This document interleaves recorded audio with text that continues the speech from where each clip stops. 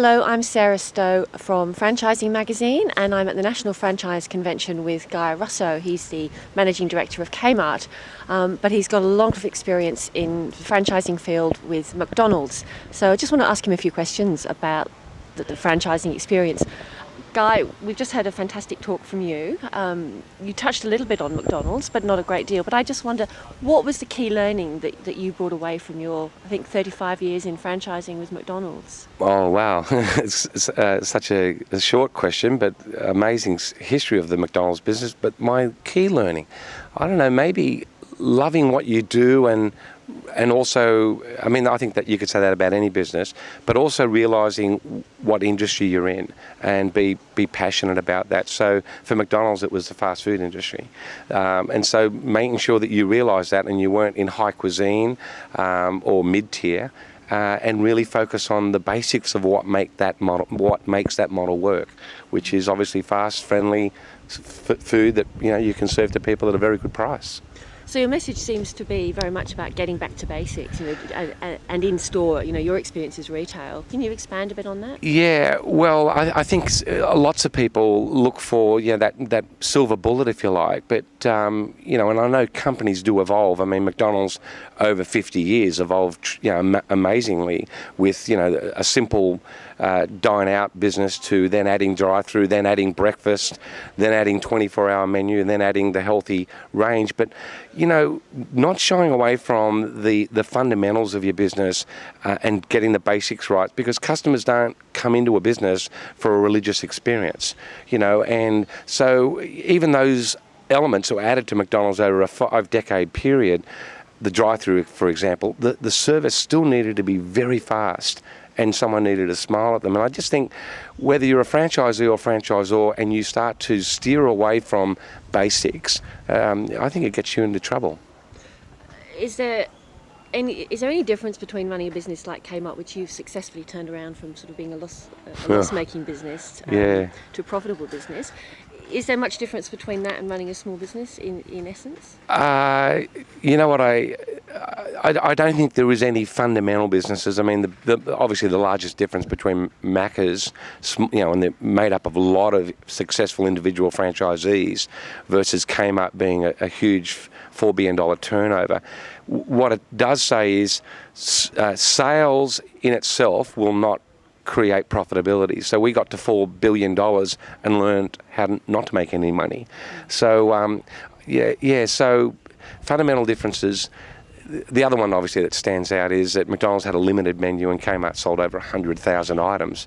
But in that, they were trying to be all things to all people. They were trying to be Harrods all the way down to the reject shop versus realising that even Kmart was like McDonald's. It was at the bottom of the food chain and should have been focusing on selling basics, not everything that people need in their home.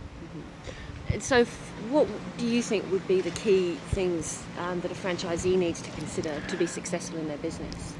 First one, I say this to everyone that's in work in the kitchen. Whatever model you're in, whether you're in the clothing industry, food industry, or general merchandise industry, if you're in franchising, I don't know there's any other secret formula. You need to go to work. You need to go to where your customers are. I gave an example of the very first franchisee that I was ever exposed to was my dad, who had his own cab. He was in business for himself, but not by himself.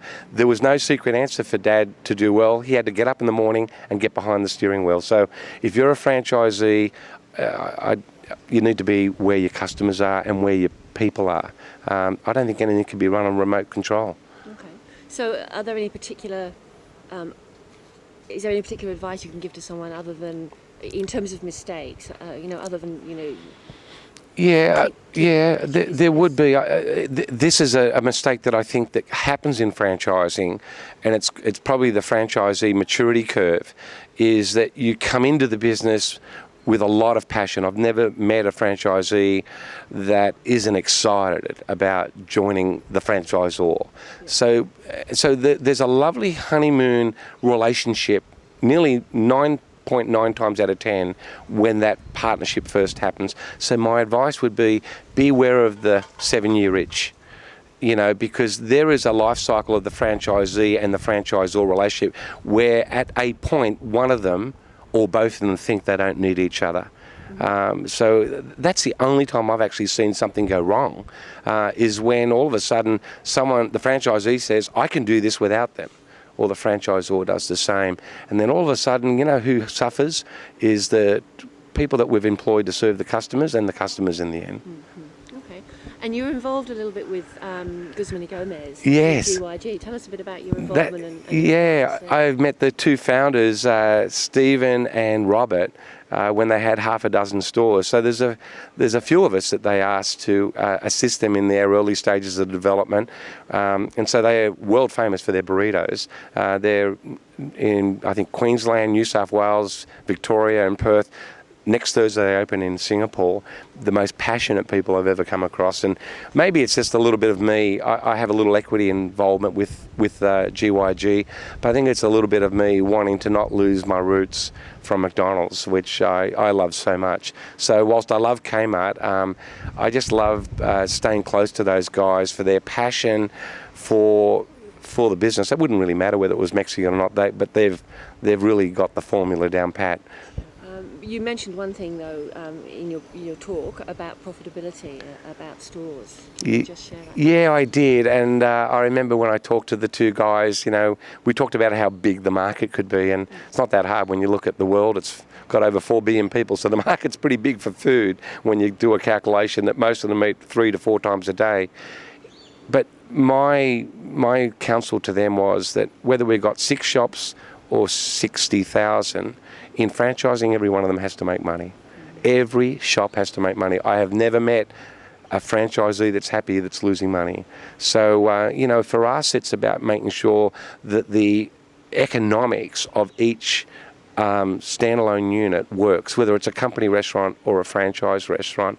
But the formula for food, service, the brand that they've got around GYG, and I can say quite comfortably the profit that they've got churning out of the first 2 to 3 dozen stores is very healthy, but they've got a long road ahead of them. So one day at a time, one store at a time. Great. All right. Thank you very much. You're very welcome. Cheers.